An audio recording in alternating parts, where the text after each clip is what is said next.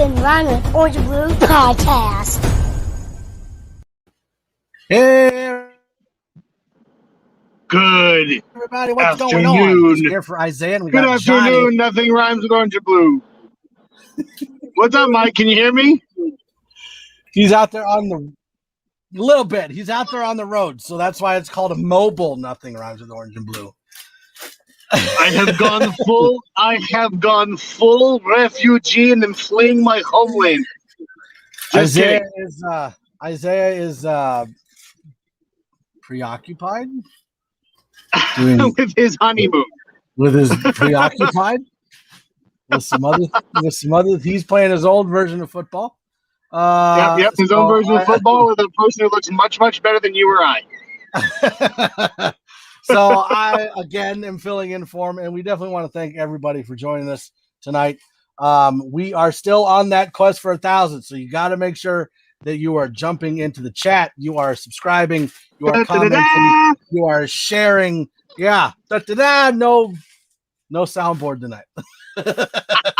Well, because I'm using my phone, which usually acts as my soundboard, is currently being used for Nothing Rhymes with Orange and Blue Mobile. So that is right. Anyway, hey guys, it's awesome to have you on. I'm sorry that it's kind of a different feeling for the show this week. I took a vacation with my family, and we're on our way back now, and so you get me in the car, which means that you get to spend some time with myself and my wonderful wife here. Say hi, honey.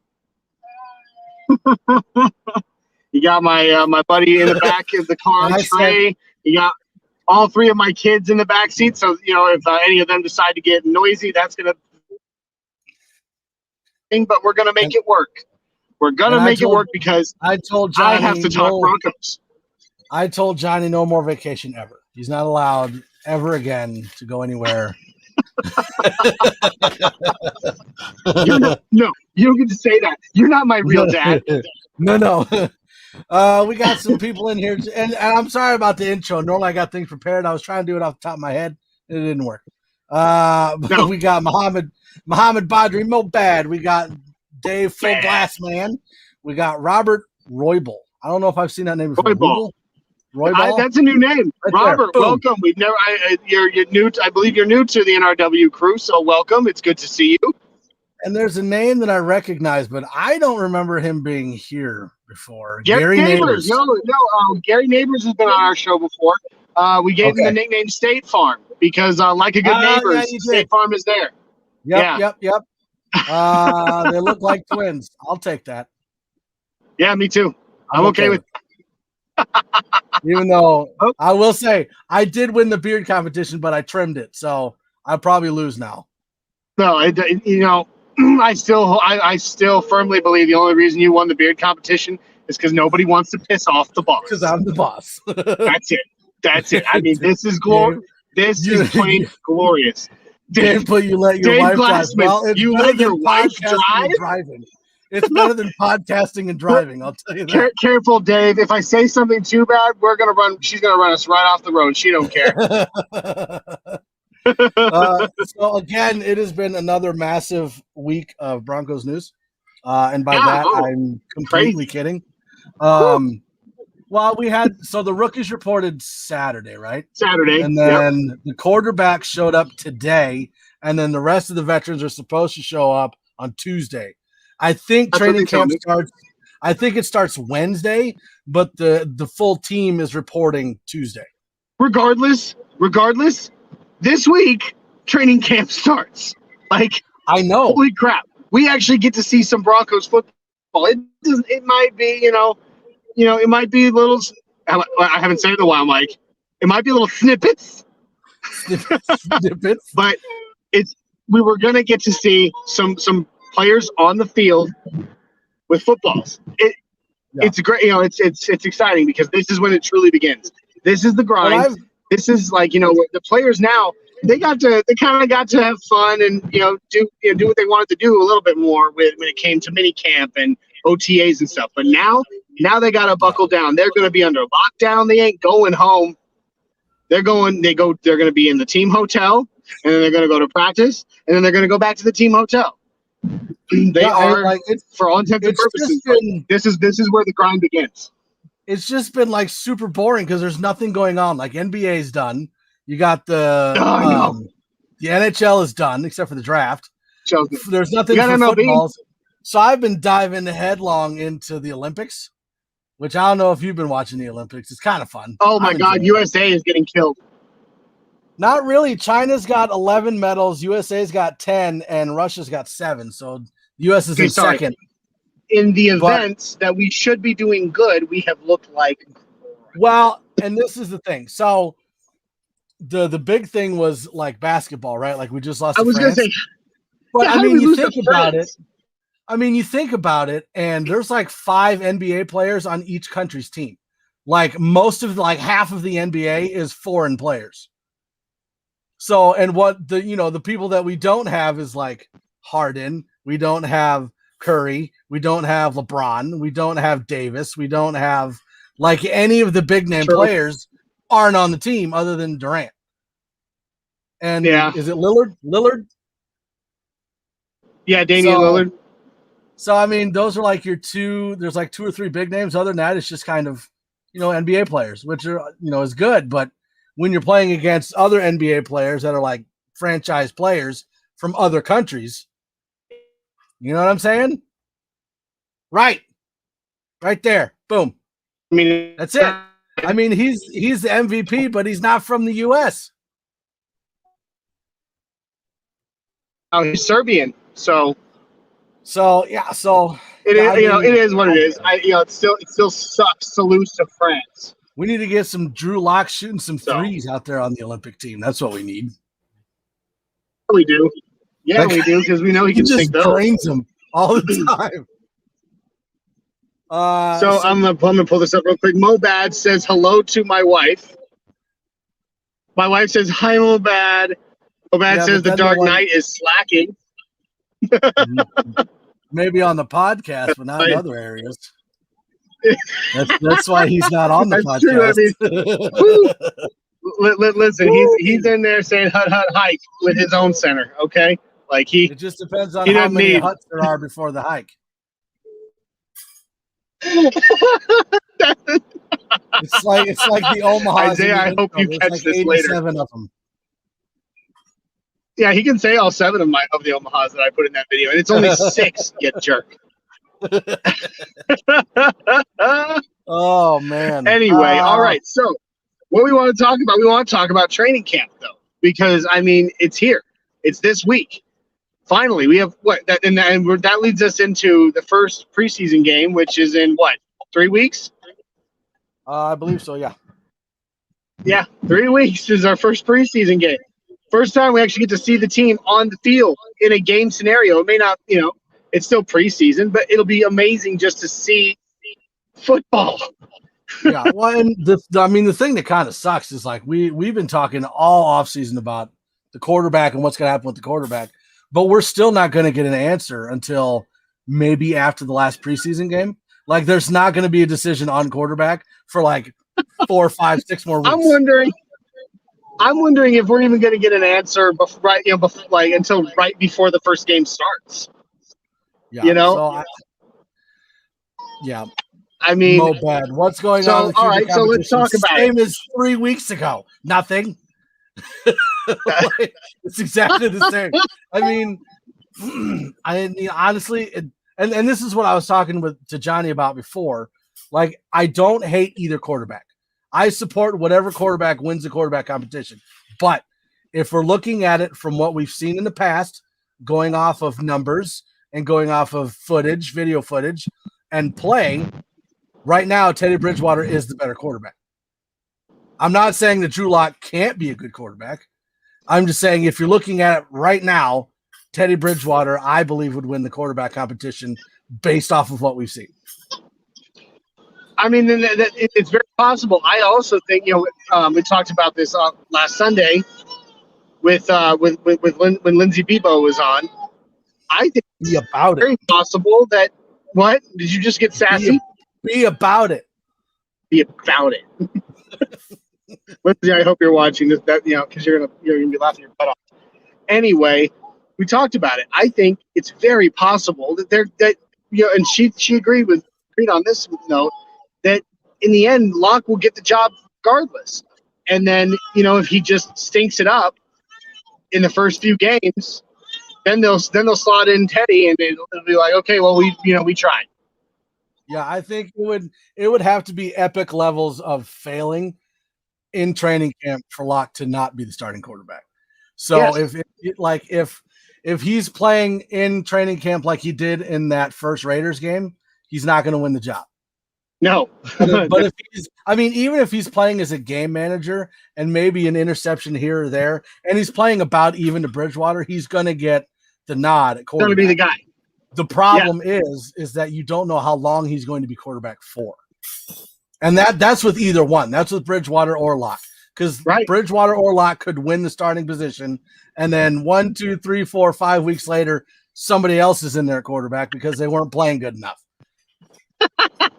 Sassy Mundungus. Hashtag Sassy Mundungus. Sassy Mundungus. Define epic. Like epic failure? Robert. Like epic. Well, Robert. I'm sorry. There. Define epic. Define epic. I'm guessing that's the epic levels of failure. And like I said, if he's playing like he did in that first Raiders game, bye-bye. And it's tough because you want to see improvement on all aspects. I'm not as concerned about footwork as much as I am as much as I am concerned about if he's able to get through his reads, if he's able to throw the ball where the ball is supposed to go instead of where the receiver's at.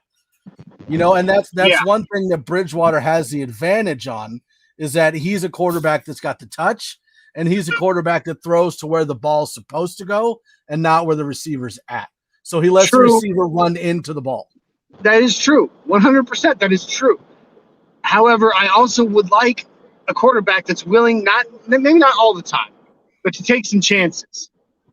To take the chance of making that throw that's going to make, the Sports Center top 10 plays of the week, every now and then. And Teddy, we've got, like you said, we've got the film, we've got the tape. He doesn't make those. He is a very safe bet at quarterback. Yeah. He'll go through his reads, and then he'll make either maybe his third read, fourth read, or he'll check down. Right. And that's all well and good. It moves the ball, but I want to see I want to see someone that's going to take some risk mixed with some great game management. And Robert Roybal asks what type of vehicle we're traveling in. We are driving in a Dodge Journey, Robert. A mix. It's like a between an Escape and a minivan. Yeah, it's an SUV with an optional third row. It's Dodge's version of the old Pacifica. Yeah, there you go. That's a good way to look at it. But yeah, and one of the things that Mario said on Thursday was last year's season that Bridgewater had with the Panthers is he looks at it as the outlier, and he compares what's going to happen this year more to what the Saints did, which I've been saying for weeks. So I'm not saying that Bridgewater is going to take as many chances as Locke, but Bridgewater is more adept at taking a chance when there is the option of having that chance, whereas Locke will be like, just throw it up and pray, that's the whole reason that we're having that turnover issue. So I don't think he'll take as many chances, but I think he'll be safer at taking chances. Sure. I'm not saying, again, just like you said, I want to go with whoever's going to be better for my team. Right. Ultimately.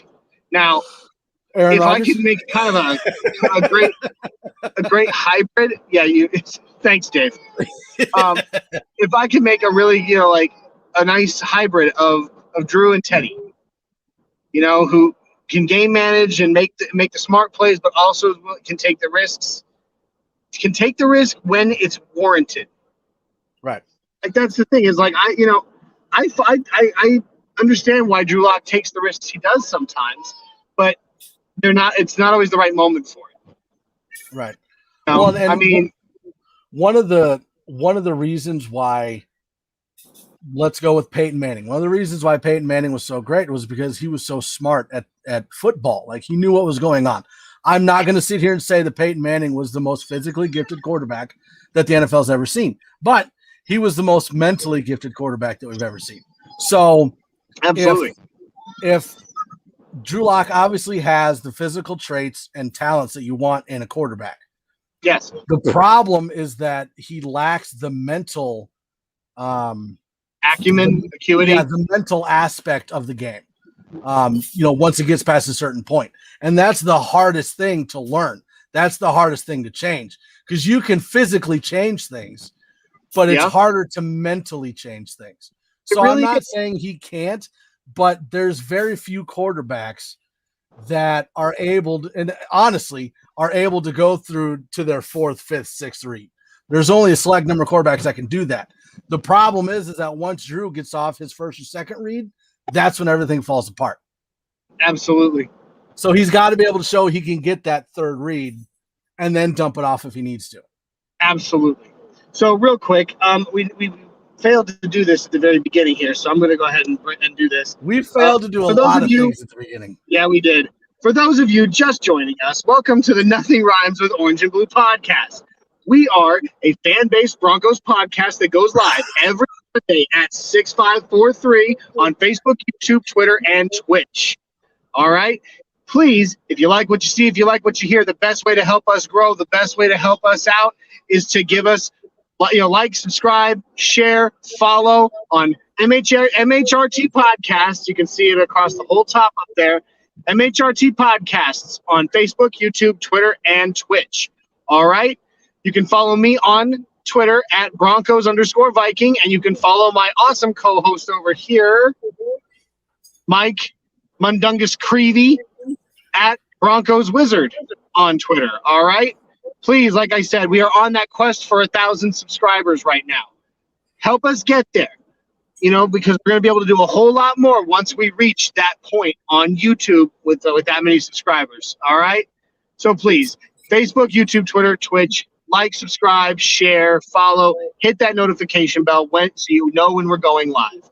And with that, we can get right back to where we were at. Okay. See, like I can talk Broncos like all day, but if you ask me to throw together an intro off the top of my head, you see what happens. Well, I did my best there. We're at 209. We're at 298 subscribers. I want two more to get us to 3. 2. Come on, guys, help us out. Robert Roybal, you're a new face in here. Hit that subscribe. Let's get 2 more. Let's break 300 today. I know we can do it. Dave Glassman, Drew will be improved. Let's hope in the second year in this system with all the added reps does him good. Again, I hope so. Like, obviously, Teddy Bridgewater, if he does not win, even if he does, I still think Teddy Bridgewater is only like a 1-year, 2-year gap. So I hope that Drew Lock works out, because he's your long-term quarterback. Would it be incredible if Teddy Bridgewater just turned out that he was just waiting for the right team? I mean, wouldn't that be incredible? It would be amazing. No, I'm with you. I don't think that Teddy's a long-term answer. I think he's a stopgap measure. He's going to get it. He's going to help us get where we need to go, but he's not the one that's going to be he may not be the driver ultimately. Robert, I subscribed a long time ago. Okay, so here's what you do. You make 2 more accounts and subscribe on those. or probably the easier and less time-consuming thing for Rob there. Dave's got it. Is to share it out and to his friends, okay? Dave's got it. Get a hold of your wife or your girlfriend or your brother, your sister. Get a hold of their stuff and subscribe for us on their stuff without them knowing. Make them like 17 different accounts and subscribe on all of them to every person you know.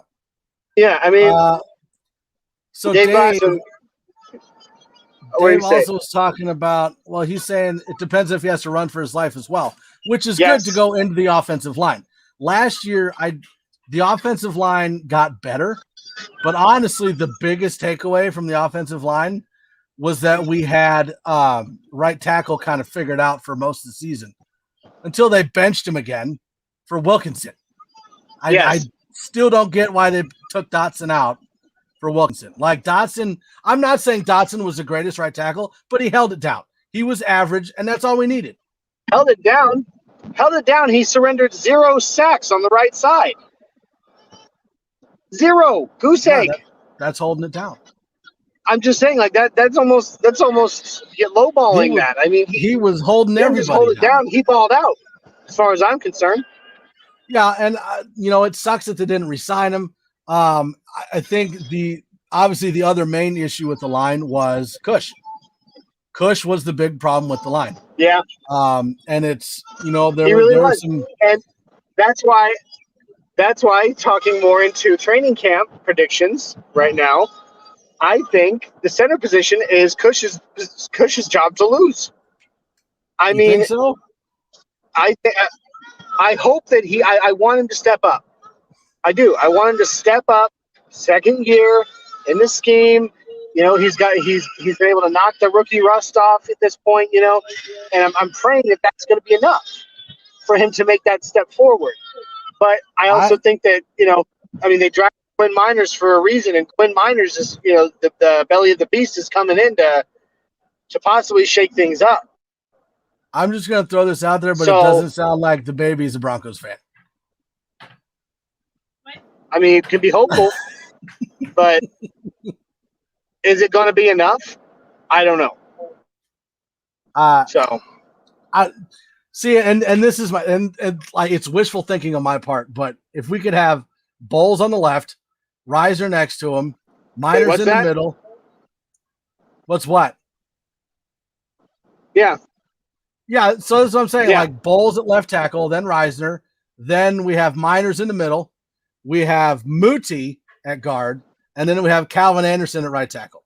That would be my dream, offensive line right there. But right. I have no idea if that's going to – I hope it does.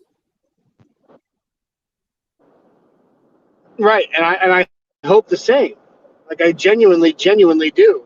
And going back to what Dr. Mario said on your show on Thursday, from what he's hearing right now, Calvin Anderson is kind of making waves for the right tackle position. And I had assumed that Bobby Massey was the lead going into that. Because they had Massey, they had is it Fleming?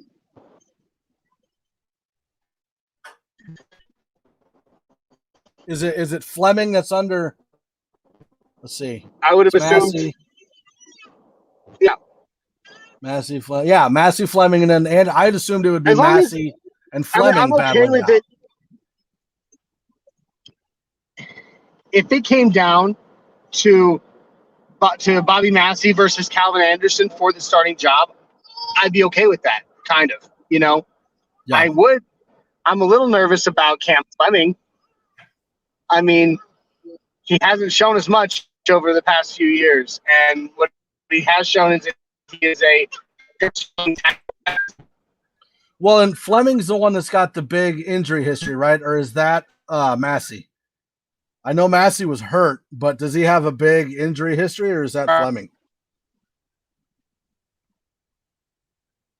Both of them actually have not, I wouldn't say insane, but pretty extensive injury histories.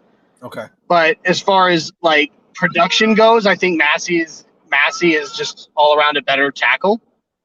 Fleming is a good, he's good to to add depth and be a backup, and he has a good history as a swing tackle, so he can play either side, which is helpful, especially when you need that depth. But ultimately, no, I don't see Cam Fleming as a starting prospect for us right now.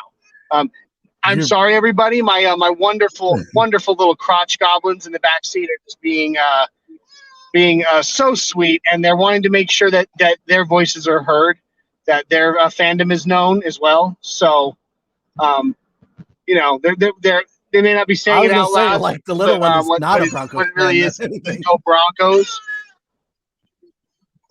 Oh, okay. So I guess we go from Nancy Glassman, offensive line, which obviously, yeah, I'm assuming that's Dave on his wife's phone. Great show, guys. So let's go from offensive line, which obviously has a big thing to do with quarterback, and let's go with wide receivers, the ones that are going to be throwing the ball too. Wide receivers. It's quite obvious. So who do you think is going to emerge from camp, Mike? Well, I mean, obviously, I think it's going to be Jerry Jeudy showing out. I mean, he's got a lot to make up for all the drop passes he had last year. I mean, I want to say KJ Hamler, but he's still got that Hamler string problem, so we have no idea how much he's going to play. But my thing is, like, it's very obvious that Drew Lock and Cortland Sutton have more of a connection than Bridgewater and Sutton does. But it's also very obvious that Bridgewater and Jeudy have a bigger connection than Lock and Jeudy. So which one is going to play more of a part in winning games? The connection between Bridgewater and Jeudy, or the connection between Lock and Sutton?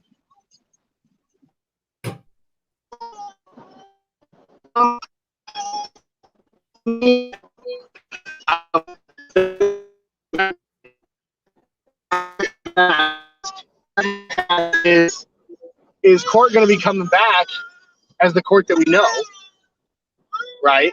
I mean, is Cortland Sutton going to be back to the Cortland Sutton he was before his injury? Right. Is the first question I want answered.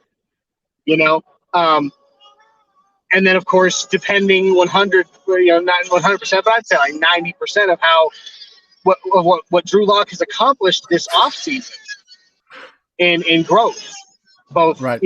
Cerebral and his mechanics.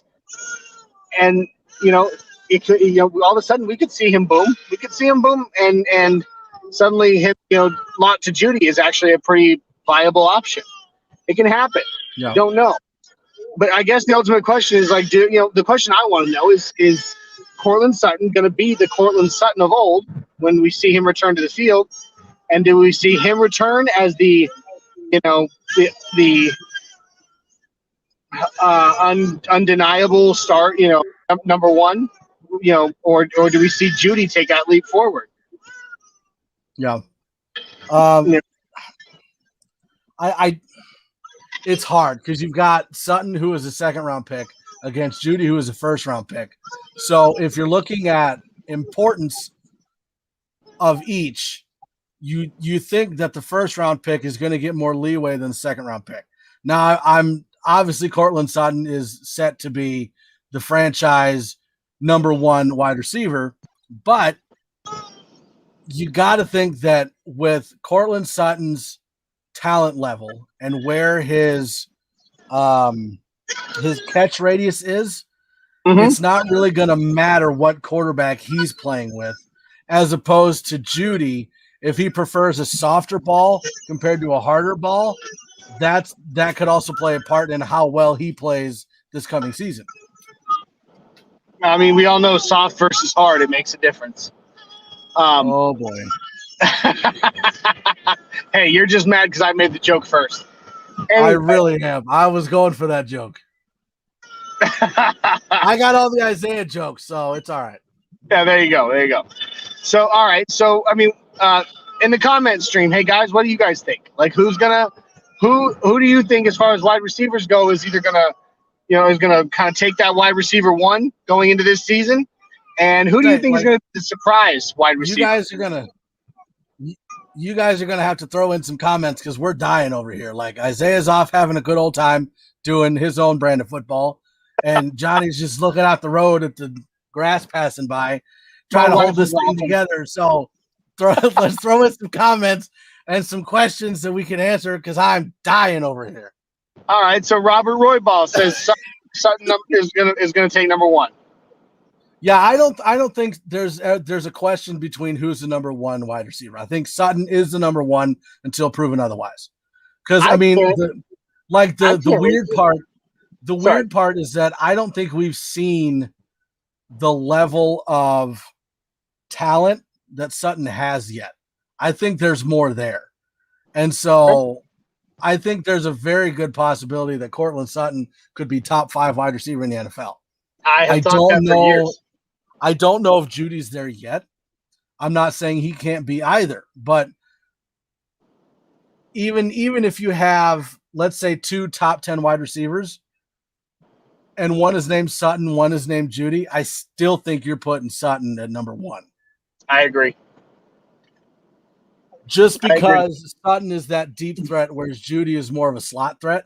Yeah. And I'm not saying that Judy won't always play in the slot, but I think Judy has more versatility as far as where he can play as opposed to Cortland Sutton, because you don't want Cortland Sutton running in the middle. That's where you get the big hits. That's not where you want him to run. No, you would be able to, run the skinny posts and take, go up the sideline, and you want him on the outside in the corners. You don't want him. You definitely don't want him inside the hash. That's not where you want someone. Speaking of wide receivers, who is on your Mount Rushmore Broncos wide receivers all time? Rod Smith has to be on there. Rod Smith, number 1. Demaryius Thomas has to be on there. Demaryius Thomas. Ed McCaffrey's got to be on there. Yeah. Eddie Mack, I would say. I'm going to say it. I'm going to say it. Say it. Lionel Taylor. He's the same one I'm going to say. Yep. Lionel Taylor. Ooh, who's the 5th? The 5th. The 5th man on the Mount Rushmore. He said Steve Watson. Steve Watson? Could be. Mark Jackson, maybe? Oh, yeah, he could. See, this is where we need Glenn. He knows all the old players because he's old. I know quite a few of them. Mark Jackson. He was instrumental in the drive. Absolutely instrumental in the. Yeah, who all was the 3 amigos? It was Jackson, Taylor. Who was the other one? No. Taylor was not. No, yeah, it was Jackson. Yeah, Eddie Mack is on there. Jackson. Oh, you're gonna make me Google it. Hold on. Yeah, you do that. Real quick. Dave Glassman says, speaking of skinny posts, where is Skinny Bob? Dave, I'm not sure where Bob is today. I haven't heard from him all week on Twitter or anything else. I'm not sure where he's at, but Vance Bob, Johnson, all is well with you. and Ricky Natiel. Who was it? Vance Johnson, Mark Jackson, and Ricky. What's that? Ricky Natiel? Natiel? I don't know that name. Natiel. I can't remember how it was pronounced. Boy, I don't think you can put all 3. Maybe Vance Johnson. Yeah. Vance Johnson could be that number 5.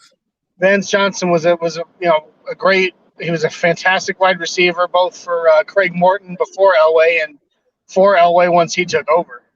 See, Dave's got it for us. Dave's taking Glenn's spot. You hear that, Glenn? You're fired. Dave's got DT. He's got Eddie Mack. Yeah. He said nut teal, and all I could think of was nut. I was like, just sounds like a delicious chocolate spread that I would put on my toast in the morning.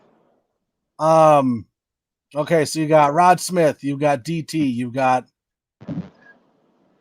Rod Smith, Eddie Mack, DT, Vance Johnson. I would still say Lionel Taylor, just because of what he accomplished when the team was young during an absolutely crappy first decade. So do you go Vance Johnson or Mark Jackson? Ooh, I'm going to say Vance Johnson. Let's let Robert and Dave answer this one. Yeah, Robert, Dave. Is it Vance or Mark? Yeah, Mark Jackson or Vance Johnson. Which one would you put as the 5th member of the Mount Rushmore of Broncos wide receivers? This would be so much easier if it was just receiver and not wide receiver, because then you could put Shannon Sharp in there. That's true. But he was a tight end. Yeah, I know, but he was receiving the ball. Haven Moses could be, and Dave Glassman says, or Brandon Marshall. I don't know if Brandon Marshall's going to go on there. I think if Brandon Marshall had lasted longer in Denver and had not been sent off to Chicago when he was, it would have been would have been an absolute certainty. And it's like the same thing with Jay Cutler. If Jay Cutler had stayed around the Broncos longer with Brandon Marshall, I think both of them would have had a good shot at multiple Pro Bowls, Ring of Fame, like that level of Although success. I have said it before, think about it. If we had kept Jay Cutler, we never would have drafted Tim Tebow, and that never would have plummeted terribly, and we never would have gotten Peyton Manning. Ooh, I got to think about, Robert says Haven Moses. Boy, I don't. I like Robert's answer, but Jackson was probably more productive. If y'all just heard the rumble strips, my wife just tried to run us off the road and kill us. I'm just kidding. There's construction cones that let us across them, but I wanted to give her a hard time. Hey, Boggins, I might do it. Jump in here and jump on with us. Is Boggins getting on here? I just asked him to jump in, log in, and let's go. Boom. Let's make this a little bit more interesting. It will, right? Wait, hold on. What? Hold on. Oh yeah, hold on. She's taking you off the road. Hold on. No, for real though, because my wife just gave me a look that says she's going to eat my soul later. There really is traffic cones. There's construction here, and they did lead us across the rumble strips. It was just a lot more fun. It was a lot more fun to say that she's trying to kill me. See, Boggins said Jerry Rice, which I get, and then Glassman was like, "No, Boggs, he didn't even play it down." Yeah, that's true. He came to Denver for all of 5 minutes. If we're going off of name recognition, then Jerry Rice. But if we're going off production, not Jerry Rice. No, production as a Bronco. Broncos production. I would like to say production as a Bronco. EJ in the house. EJ. Welcome, EJ. Dinner with the family. Dinner with the family. Awesome. Hope you enjoyed some White Russians. I'm sure you're going to enjoy more while we're on. So while we're on, I would love to be drinking right now, but unfortunately, in the state of Illinois, where we're currently driving through, that's impossible. So, yeah. Well, just a little off topic. Have you watched any of the Tokyo Now coverage on Peacock? On what? On the Peacock app. No, I have not. I haven't had a chance. It's hosted by Rich Eisen, and it is hilarious. Oh my! Yeah, I'm gonna have Rich Eisen. He went into this whole thing on handball, and it was on really handball. Funny. On handball, which is apparently an Olympic sport. It's an Olympic sport. Wow. All right, and dude. He was like, they pass it, and dunk it over the top. It was really funny. Like I was rolling. It was awesome. That's fantastic. Oh Lord. Sorry, I had to throw that out there because it's Rich Eisen. I keep saying it. I've said it before. I think one of the funniest things ever would be to put Rich Eisen and what's his name? Dan Patrick on a show together. Like, oh, that would be fun. That would be so entertaining. If you guys ever catch this, Rich Eisen, Dan Patrick, come on, guys, link up. We need to see a show with both of you. I think like if Peyton Manning ever got like onto a full-time broadcasting schedule, like Eisen and Manning together would be hilarious. That would be an interesting thing. EJ says he's drinking a Stella Artois. So, Artois. Ooh, Mr. Fancy Pants over here, you better put that pinky out as you sip that beer.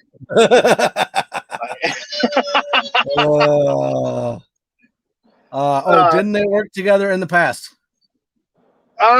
Maybe if they did. I'm sorry. If they did, are we talking Manning and Eisen, or are we talking Dan and Eisen? And Patrick? Eisen and Patrick? I think. I don't know.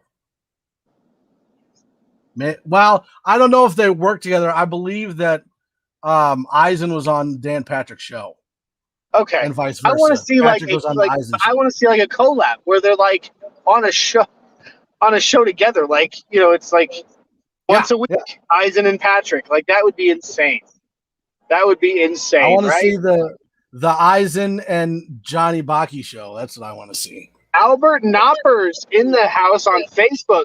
Sup, guys? What's up, Al? Hey, how Albert. you doing, buddy? Welcome to Nothing Rhymes with Orange and Blue podcast mobile.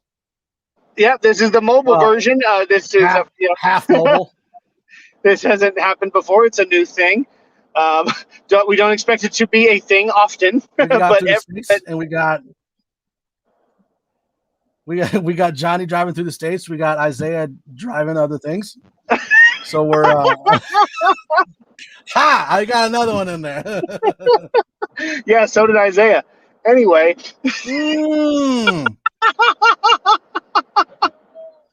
I think this is more of a make fun of Isaiah podcast, I think is what this one is. Well, he's my buddy, he's my best friend, he's my co-host, and right now, he's somebody else's co-host. So, he's on his 97th hut right now. Hut. When are we gonna hike? Hut. When's he gonna hike? Come on, buddy, hike. When's he gonna hike? Oh man. Now I don't even know. Let's go running back. Yeah, let's go running back. So obviously, yeah, we both said so. So Royce Freeman, do you think he stays or do you think he goes? No, I think he goes. Okay. So I think that leaves it down to Melvin Gordon and Pookie Williams. Not Pookie Knight, Pookie Williams. Yeah, not Pookie Knight. No. Okay. Honestly, I think Pookie Williams. I think. Dave Glassman says Foxtrot uniform Charlie Kilo. Yeah, buddy. Yep. Couldn't agree more.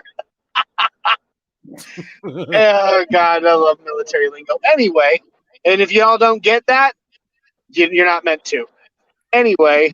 So I think that Javonte Williams is going to surprise, like genuinely. I think he's going to shock people. I think that even if Melvin Gordon shows up, balls out this season, I do not believe we pick him up again next year. Not because because he is an aging player at a position where you do not age well at that position. And two, because his contract is just too damn big. Well, and this is what I'll say. Melvin Gordon did play well last year, other than the fumbles. Once it was him starting and just him, he did play well. So I think what's probably going to end up happening is it's going to be more like a 70-30 split in carries.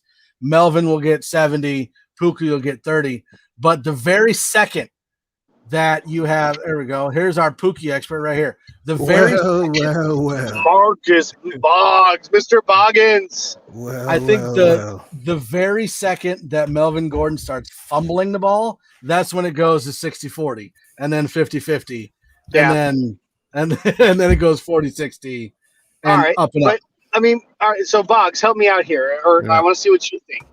Okay. I think that regardless of, honestly, of how well Melvin Gordon balls out this season, if Javonte Williams shows us a lot, which I truly believe he's going to, they are not going to pick him up for another season, simply because based on the grounds that he's aging and his contract is so large.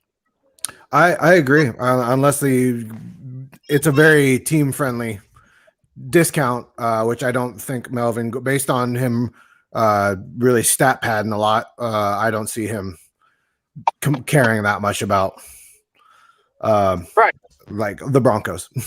I definitely see him leaving us, unfortunately, but I'm all about Pookie, all about the Pooks. I'm all about Pookie. I swear, after the very first of all, Boggins, welcome to Nothing Rhymes with Orange and Blue. It's your first time actually being on this show.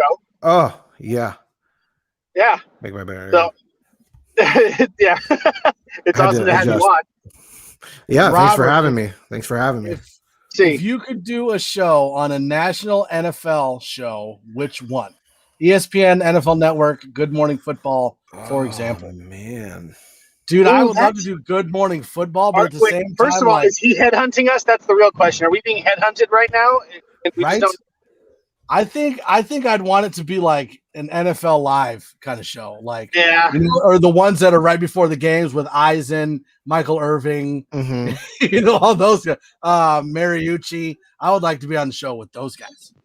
Sure, Yeah. sure. But if I had to pick a network, I think I'd choose NFL Network. Yeah.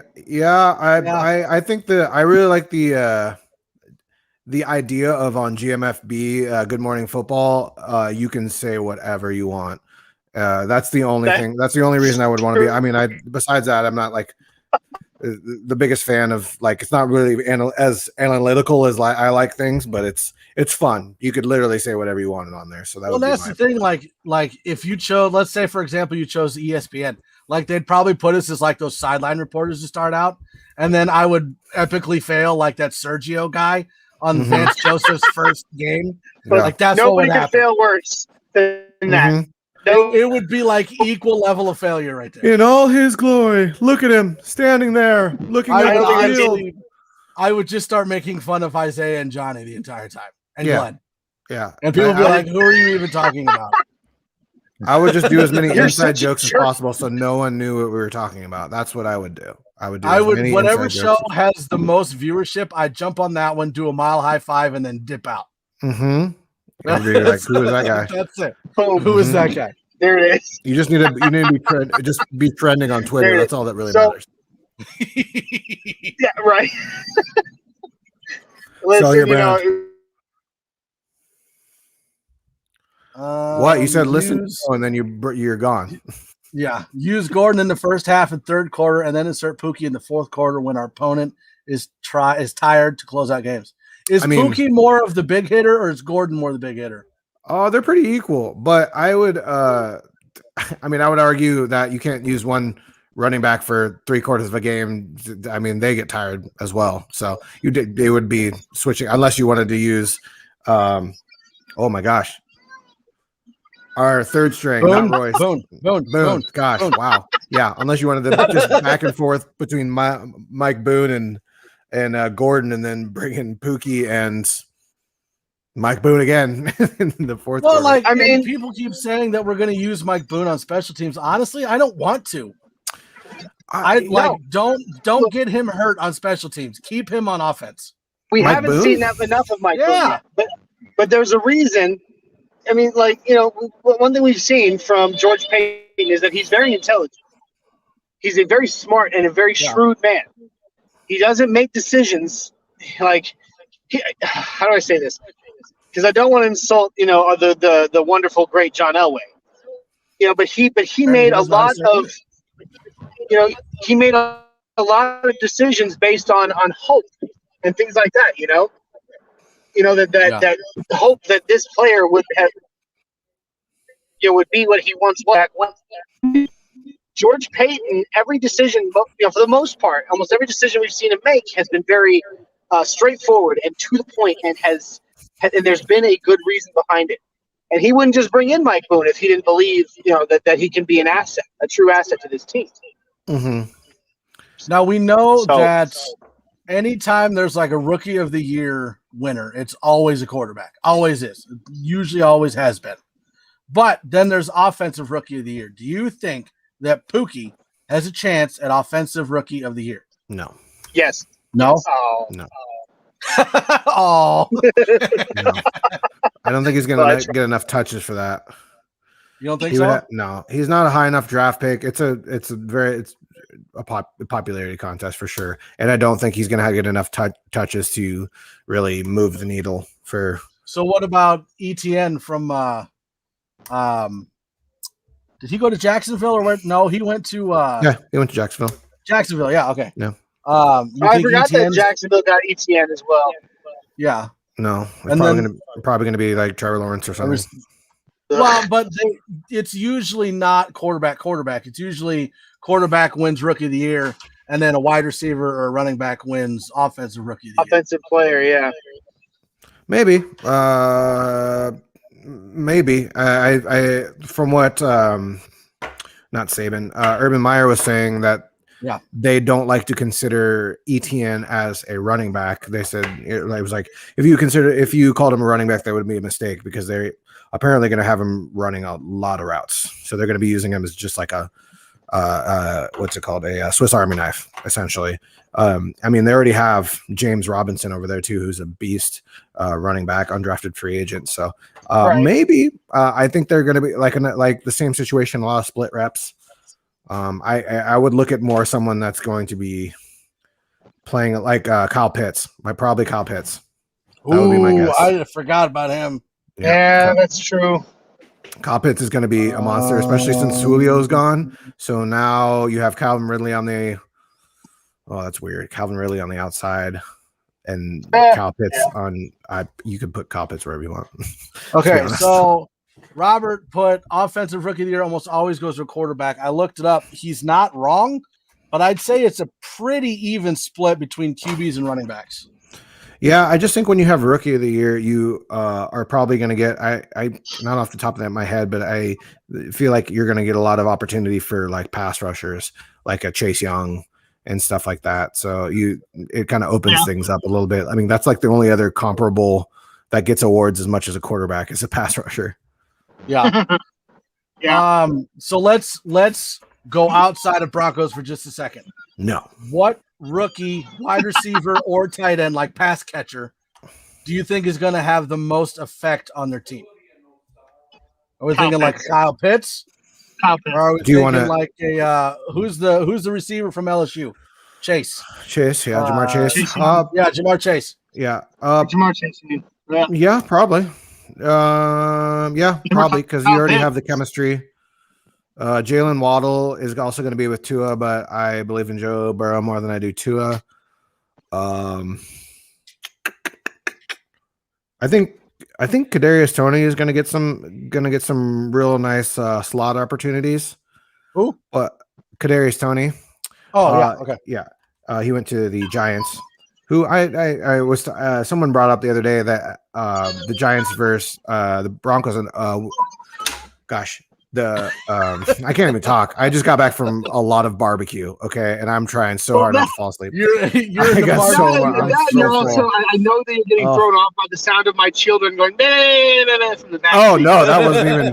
It's all drone to me. Like I don't remember. I was talking about. I think they're booing Boggins, is what it is. Yeah, I understand it. Fully understandable. I don't deserve it. I said it earlier. Those are my wonderful crotch goblins. But anyways, I'll say Kyle Pitts. Yeah, Jamar Chase. That's good offensive. Yeah. I feel like there was Manny Penei Sewell. Also. Okay. Okay. EJ, I liked everything Peyton did except passing on Fields. What do we think of that? Okay. In the moment, I was pissed. Yeah, like I'm upset because of where I think his talent is going to be. But at the same time, if Peyton didn't think he was a fit and didn't like him, then I'm not going to force a quarterback on a GM that doesn't want him. You know what I mean? Yeah. I'm not going to claim to know more than the GM. That's a recipe for failure. But I definitely wanted him. I'll say that. And I was bummed that it put a sour note on Patrick Surtain. I feel like he didn't deserve that. I feel like that was a great pick. It was. But it just like it was such a sour. You're just so sour in the moment. It was a boring pick because there's Fields sitting right there, and you're like, oh. And then just like, oh man. Yeah, I don't know how the Bears fans were probably just like, oh man, I can't even imagine. Since we moved on to Patrick, I have no doubt that Patrick Surtain is going to be an all-star. No doubt. Oh, he's gonna ball out. Yeah, and it wasn't a sad that we picked Patrick Surtain. It was just you build up this certain level of excitement for who you think they're going to pick, and then they're available and they don't pick him, and you're like, oh crap. It's funny too because it's a very down on Surtain. Yeah. It's a high value position too. Like it's like not like it's a guard or something. Like it's solid. It's a great pick. It wasn't the flashy quarterback that wanted. Dave Glassman, EJ. It shows that Peyton has confidence in the QB room. Only time will tell if the wrong decision was made. I agree and I don't. I think it has less to do with confidence in the quarterback room and no confidence in Justin Fields. That's really, what I think. He said repeatedly leading up to that draft that Trey Lance was his guy. He alluded to it. He may not have said it directly, but he alluded to it that Trey Lance was his guy if he had a chance at him the whole time. Like I honestly think that trading for Teddy Bridgewater is more of the reason why we didn't go with Justin Fields than if we didn't have Bridgewater. Because I think it's a fair assessment that with Peyton being the one that scouted Teddy Bridgewater and was there when they drafted Teddy Bridgewater, that he was in Bridgewater so that they didn't have to go out and reach for that quarterback. See, I would say it's less confidence in the QB room and no confidence in Justin Fields. I don't know if I'm agreeing with you, but I think that there was more of a chance of him getting Justin Fields with Teddy Bridgewater in the room, because then you have that confident backup that just in case Justin Fields needs to learn behind. It's not like he wanted to go and bring Justin Fields in and then have Drew Lock, and then you have two people that are trying to learn the offense with a roster that's dwindling down before you have to pay everybody. Okay. Yeah, that's what I think. But I think that also George Payton was trying to get his bearings. I mean, because if you looked at all the different moves he made, he mainly kept the roster. Like, he kept a lot of the same roster except for Phillip Lindsay, and he kept all the same staff essentially. I think he just wants to see what he has and just kind of run it back, and then he can really assess. I think he's a very methodical GM. Yeah. I'm interested to see what he does next. I don't think he's really trying to make any crazy splash moves. I think the Matthew Stafford was like testing the waters, and if he got him, cool, because that's an obvious upgrade over Drew Lock. But you also want to see what you have with Drew Lock. He's hedging his bets a lot, and it shows, and it's a smart move. All right, Robert, he's got to go. See you, Robert. Well, hopefully we'll see you on Nothing Rhymes again soon, brother. And next time, hopefully Isaiah will actually be here, doing his job. So he's doing something. I don't know if it's his job. Mm-hmm. It's not his job. It's as weird as pleasure, not professional. When you take an outside look at the Broncos, I mean, there really wasn't a lot of change in the defense because we really didn't see what the defense had last year because we had so many injuries. So the secondary was obviously added to. But when you look at the offense, quarterback is unproven, wide receivers for the most part are unproven, running back for the most part is unproven, and offensive line for the most part is unproven. Like, we don't actually know what would, like, to us, it's like, holy crap, we have this guy, this guy, this guy, this guy. But none of them are actually, and even Cortland Sutton, none of them are actually proven all-star Pro Bowl commodities yet. No. So they're not. Yeah, I mean, I definitely think looking at the offseason, he added more to the defense than he did to the offense because we don't know what we have with the offense. We got a lot of young potential, and I think he wants to see what he has. He doesn't know what he necessarily has. He knows what he has in Sutton. Maybe Shermer and Fields. EJ comments maybe Shermer and Fields would not have been a good fit, and that's why they passed. Who knows why? That could be, but I mean, obviously, honestly, thus far we haven't seen Shermer be a very good fit with anybody on the Broncos. Well, and wasn't people were saying that Mac Jones was going to be the Shermer fit, right? He's definitely. I was down for Mac Jones with Shermer, but I don't know if I would have been down for Mac Jones with anybody else. Yeah, the Alabama offense is a little more. I was going to say Mac Jones is more of a Shermer fit. A lot of quick read, a lot of play action. The field stuff, they like to push the ball down the field at Ohio State a lot more. I think it more had to do with not necessarily certain with Justin Fields. And there's the things with the epilepsy that apparently is worse at higher altitudes, and Mile High is definitely a higher altitude. There were some character reports, but that might have been smoke being pushed to try to make him slide. Worked. So you just don't really know. I thought I heard him say that he was like closely after Patrick Surtain on their big board. Yeah, he was number 2 on the board. Yeah. he literally said that Patrick Surtain was number 2 on their big board. So I mean, when they came around to that ninth pick, Surtain was 1. Surtain was 1. Fields was 2. That's what I'm sorry.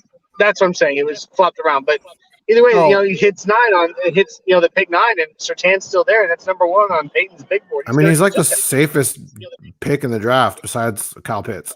Yeah, it's so safe, but it's smart.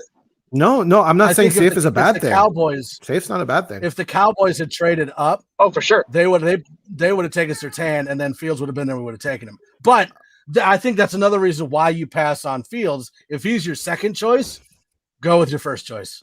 It's funny we keep doing that to the Cowboys too, because they wanted the Cortland Sutton too. That didn't happen. We just keep on doing that to the Cowboys. Tell your friend in the back we don't give a crap about the Cowgirls. Hey, Trey, they just want you to know that nobody gives a crap about the Cowboys. Yeah, your track, brother. Yeah, that was yours.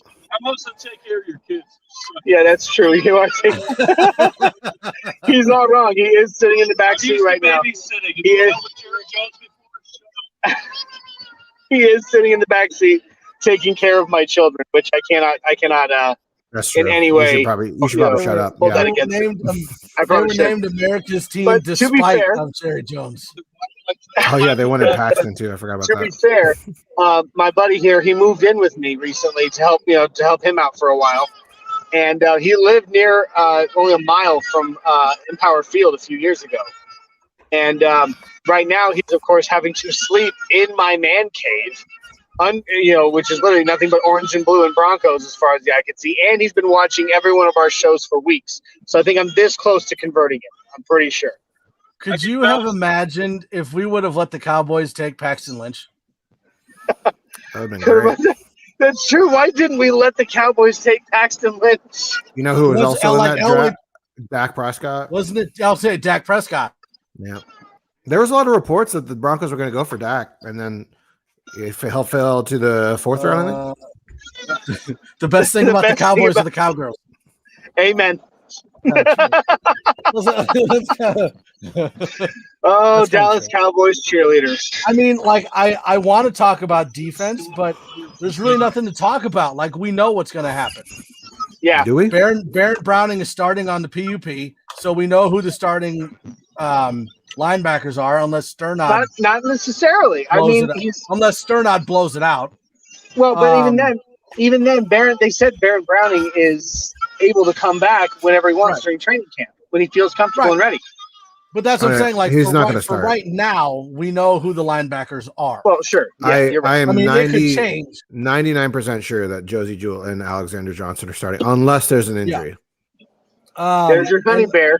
And even with corners, they're going to be running nickel and dime, so you're going to see probably all of them. So I don't even think it really matters who the 1, 2, 3, 4 is, because they're all pretty much going to be on the field a good 60% of the time. Right. So that's why, I want to talk defense, but there's really nothing to talk about until we see what's going on. Yeah, I think you're going to see a lot of Kyle Fuller, a lot of Bryce Callahan. You're pretty much going to see the Bears defense from 2016. Holy crap! We're talking about the Bears defense from 2016. I'm not complaining at all. Yeah, Can we go get Roquan Smith? Yeah, we should do that. That would be. Surprised I remember. I just don't want to pay that for a linebacker. No, who does? Oh man, but we got. I think we'll still. What do you think of Ronald Darby's? Kind of inclusion is going to be starting out. That's the hard part, because you want to rotate him because of the injury history, but you're paying him so much money. That's a really expensive rotational player. That's a very expensive rotational player. But it's all about the wins at the end of the day. So whoever makes you get closer to that, don't really care about the money at that point, to a certain extent. But he's going to be a good player, I believe, if he can stay healthy, which is also obviously his problem in the past. CG Orange Crush. You can never stop bragging about how dominant our secondary could be with Patrick Surtain II. Facts. It's Could be. Is it going be. to. On paper, you don't know that. You don't know I that, but know I mean, you're right. let's just say that Fangio made our defense look decent with a waiver wire defense. So I think with a stacked, healthy roster, he can make it look really good. I will tell you that I will be sneakily getting them on my fantasy football team this year. So, question is then the big question. And I think we've asked it before, but let's say that the Denver defense is top 3, but the Denver offense is like 25 or lower. Does Fangio keep his job? Mm, I mean, I think at that point, Shermer is definitely gone. Shermer's gone for sure. But at that if you've got a top 3 defense, how do you get rid of your defensive-minded head coach? It's just tricky because you know that with Fangio, you have to have an offensive coordinator that can pretty much just do everything Run on the the offense offensive without side. him. So it's like you're not going to be able to find a lot of those that haven't already had it. Who we're going to get, like a Mike McCarthy? Because I don't want that. You know what I mean? Josh like McDaniels? It would. I mean, you Josh might be able McDaniels to already. throw out, feelers for like, Eric Bieniemy or whatever. But Well, you're not going to get it. Like, how often are you going to get an offensive coordinator from another team to become your offensive coordinator? Like, usually it's an upgrade to head coach, right? that's Or what it's I'm a saying. fall Is from you head throw out coach to feelers, that. but you're not going to get anyone. Yeah, it's going to be someone that we don't know much about, most likely. Someone that's a QB coach, or you know what I mean. So let's we'll see. So let's narrow it down. Let's say Dogs. Let's say that it's a winning record, but not a playoff team, and you have a top 3 defense and a 25 or under offense. I think if we have a top 3 defense and it's a winning record, maybe not playoffs, but it's a winning record. Like I think 9 and 7 or 9 and 8. I think they gave him one last. They will give him one more. One more. If that's the case. Because I know they were saying like playoff or One bust, but man, that's really hard to say you're done if you have a winning record. I would have agreed with that. I would absolutely have agreed with that had Peyton not put so much capital and so much effort into building a defense. Fangio. That's why it's like Kubiak. He just got hired. He just got promoted to the offensive coordinator for Minnesota. Mm-hmm. So he wouldn't lateral move, and neither would Bieniemy. Yeah. So congrats. I truly believe, if it was not for the fact that Peyton had not clicked with Fangio the way he had, and has not built this defense the way he has in this offseason, yes, it would be playoffs or bust. With what he's done for Fangio and with the bond that the two of them seem to have truly built, I think if we have, even if we don't make the playoffs, but we have a winning record with a top defense, yes, he gets one more. I mean, in a perfect world, I would say if we do have to get rid of Fangio, I would like to get an offensive-minded coach and keep Donatel. I think that would be the closest to being able to keep the same defense and have the familiarity, and with just still the good roster. I mean, we have a lot of free agents coming up, but at least you're kind of keeping it consistent. You know what I mean? Would Donatel stay as a defensive coordinator, or would he leave with Fangio to be like the DB coach? That's definitely a possibility. Like, they've followed each other forever. But I would hope he would want to stay. You would hope he'd want to stay. That would be great. Like, Fangio's leaving, but you can stay.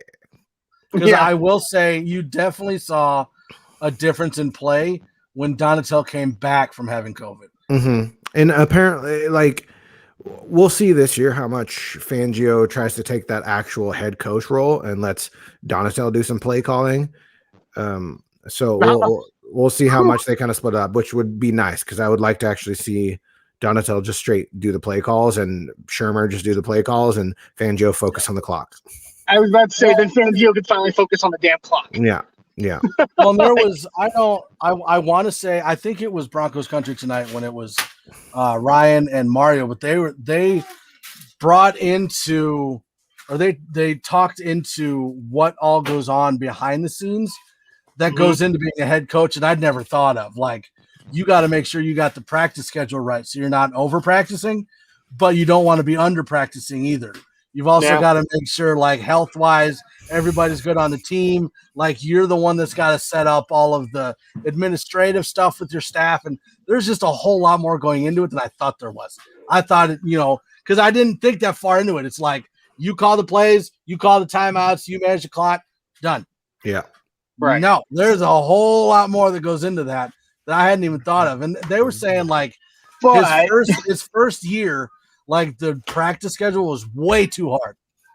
That's why we were getting so many injuries. And then last year, he was trying to throw in as much practice as he could because we had the shortened off season with COVID, and that's why we were getting more injuries. Yeah. But you still got to be able, if you're gonna stand there and you're gonna call them timeouts, you got to be able to manage a clock. I was gonna say, he needs that, like, comeback coach that the Rams have. I've been saying it, but for the clock. Yep. He needs to hire a coach that stands there and whispers into his ear, like, "Okay, timeout now." I was saying, he can't even really pull on his belt. Like, you'd have to pants him with his sweatpants. Like, call timeout. Punch him in the arm when he gets ready to put the hands up, to make the tee, and then they're like, "No, what are you doing?" Like, just tell the ref, like, when I pull his pants down, that's a timeout. Just whoosh. Mm-hmm. and then there's old man Vic on the sidelines in his tidy whities, his sweatpants around his ankles, his frown bigger than it's ever been. Yep.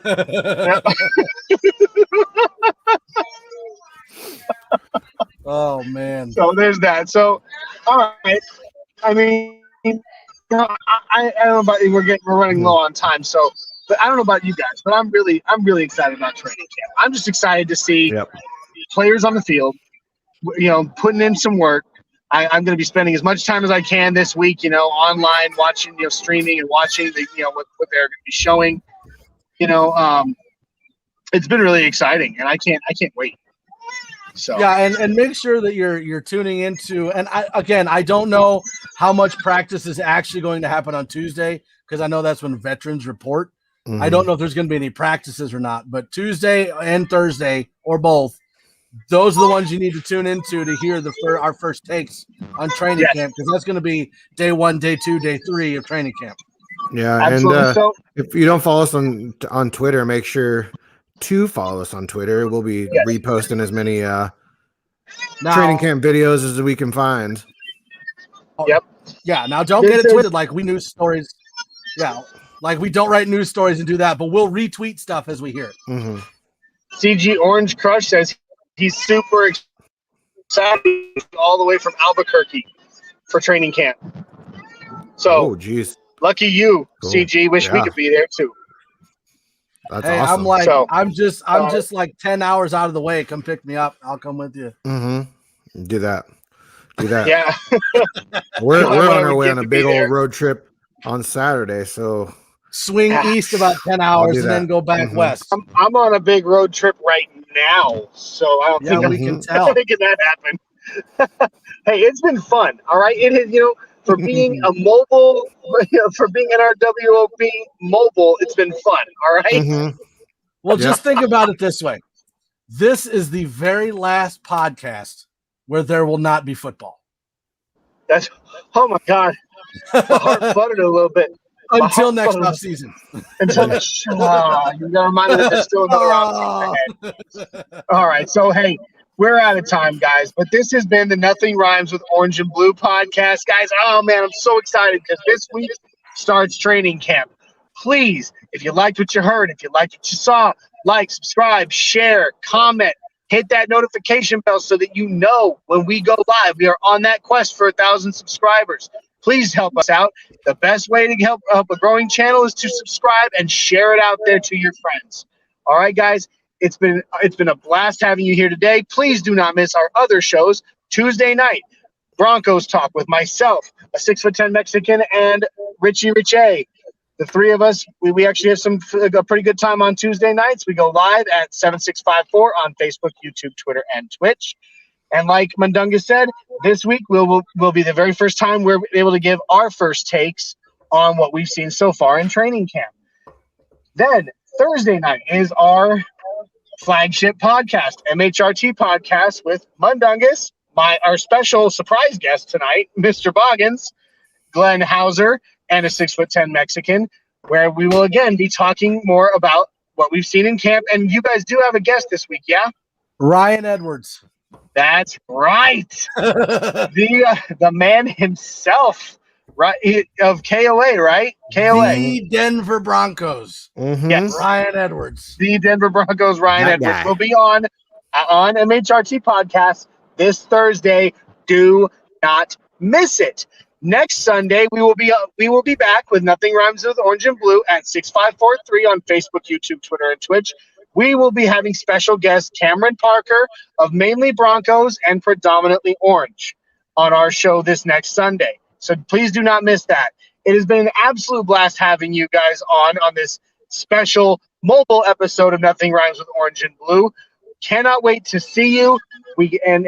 There's one more thing that we have got to do. All right, and we got to Are you make gonna sure be able to do it? Hold on. I gotta change this. I gotta fix it so that I can do this. All right. Right there. We're gonna hit that mile high five, right, Mike? We gotta do it. I've got All room, right. do you? Not really. I'm gonna make it work though. It's my baby. I've got to do this. All right. Yeah, that's right. Head, shoulders, knees, and toes. All right, here we go. We love you guys. What in the heck? Quit throwing baby bottles at me, you jerk. All right. Mile high five.